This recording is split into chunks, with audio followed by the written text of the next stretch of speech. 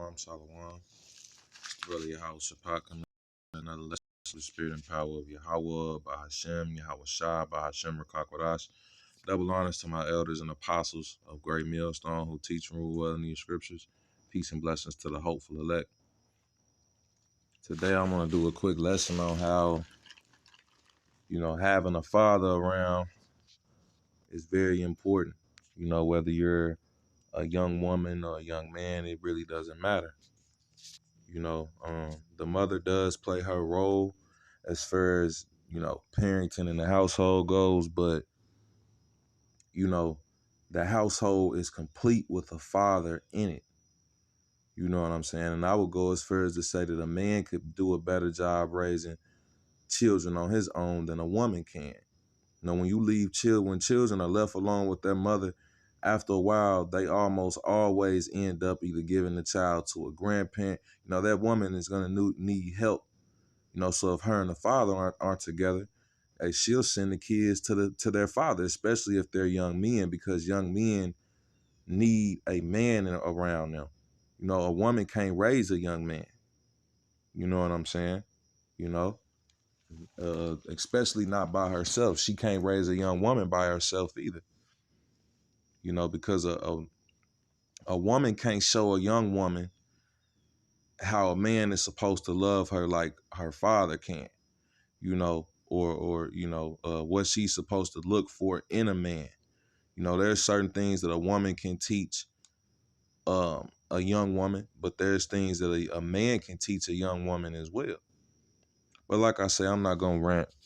My point is I was talking to a young Jake, you know what I'm saying, in the world, and he basically was telling me how, he was headed down, a wrong path. You know what I'm saying? And he said that, his father pulling him into his life, and raising him during those latter years is like basically his teenage to late teenage years. He said that really, got his head on, man. And it stuck with me, and it made me think of this scripture. And I told him, I'm like, hey, well, the scriptures say this, and I'm going to go ahead and read. This is Ecclesiastes 3:9. For the blessing of the father establishes, Salaki establisheth the houses of children, but the curse of the mother rooteth out foundations. So clearly, even the scriptures tell you that leaving a woman in charge of a household can be detrimental. You know what I'm saying? And not having a father in the household can be detrimental. But hey, like Ecclesiastes 3:9 says, for the blessing of the father establisheth the houses of the children. So the father being in the household makes things complete, man.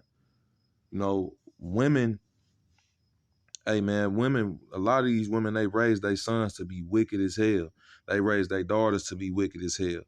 That's because the scriptures tell you about women, man. Women are wicked, man. They're naturally more wicked than men. We can pull scriptures on that. And ultimately the point I'm trying to make is leaving a woman over a household. You see what it's done to these young Jakes out here, man. A lot of them are they GMO babies, like Elder Apostle Rakah says.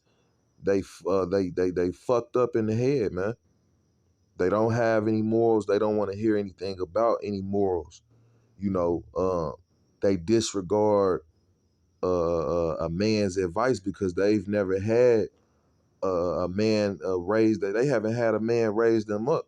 That's one thing about it too. When you have a young man that can't take advice from another man because he feels like it's you coming off too strong, that means that that shows a sign of a lack of a father in the household.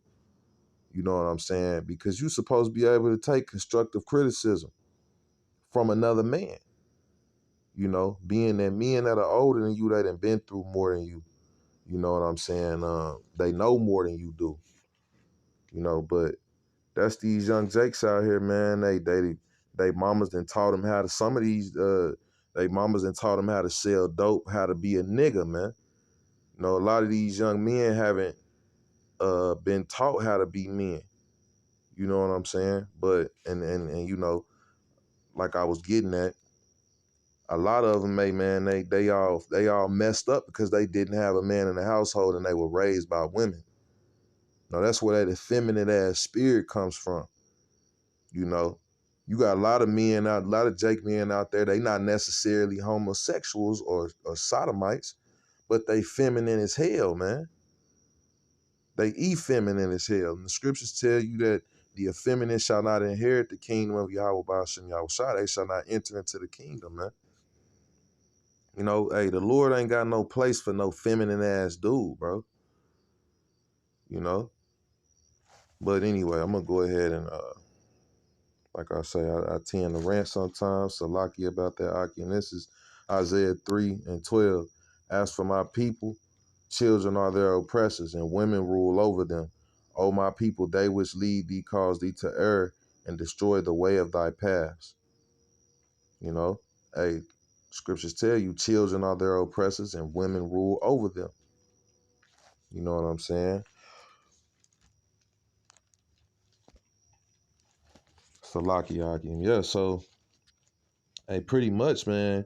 You know, that's what Esau has done. He's taken the strong man out of the household and spoiled his goods. You know, hey man, the so-called Negro, Latino, and Native American men, we are you know, we're the most masculine men on this earth, man. You know what I'm saying? And taking us out of the equation as far as raising our children has had detrimental effects on the nation of Israel, man. And that's throughout all the tribes, because you see that sodomite spirit is you know, all on all the tribes, man. You know what I'm saying? You see the same shit that you see going on in the Judite households, you can find that going on throughout all the tribes. You know, you got these young men out here that they want to be fucking women, man. They don't want to be men. You know, so this place got to go, bro.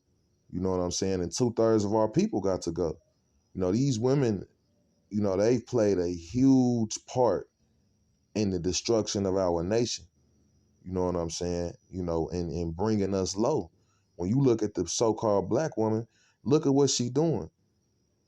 You know, her public stance is let me shake my ass, let me dress provocative, let me live provocative, let me be, you know, which they call it, let me, you know, let me explore the sea, whatever, man.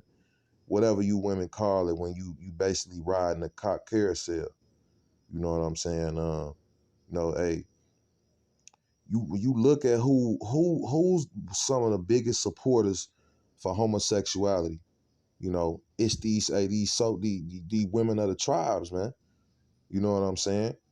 You know, when a lot of you women, when the child's father tries to get on them, you intervene and stop that.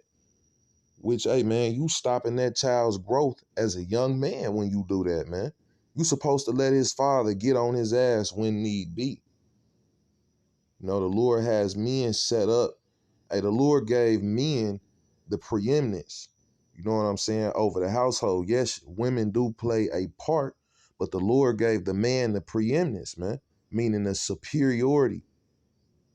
That's why the scriptures say that in Sirach 3:9.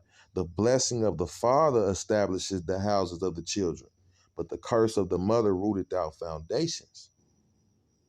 You know, a lot of our people, this nation is being led by women and destroyed by women. You know what I'm saying? You know? So yeah, man, having your father around, man, is very, very important. You know, and even the scriptures tell you that.